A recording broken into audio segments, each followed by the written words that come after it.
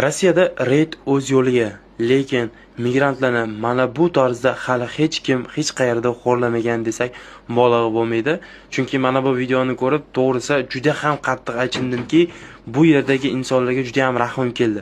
Chunki videoni oxirigacha ko'rsanglar, o'zingizlar hammasini guvohi bo'lasizlar.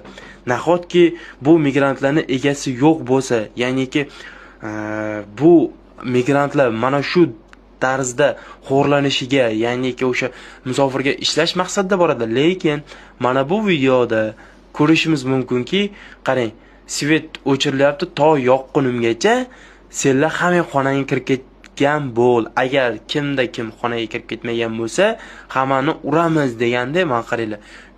Hammasi mana xonaga kirgani kirdi, kirmagani ayoqsiz kaltaklanyapti.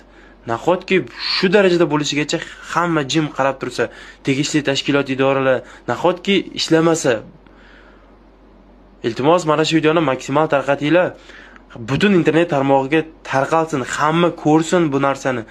Migrantlar bunga loyiq emas. Nimaga migrantlar ham ularning ishini qilib, ham bularning kaltagini yeyish kerak? Mana bularni qaranglar, shu darajada bo'ladimi odam degan. Nimasi bu endi? Xo'p, mayli proverkaga kelibdi, lekin proverkani o'zini qoidasi bo'ladi-ku baribir. O'zini qoida doirasidan tashqarida chiqmasligi kerak-ku. Mana migrantlarning ahvoli. Iltimos, bu videoga befarq bo'lmanglar. Kerakli joylarga e'tibor uchun maksimal like bosinglar, kommentariyada o'zingizlarning fikrlarini yozib qoldiringlar. Oldindan rahmat hammaga.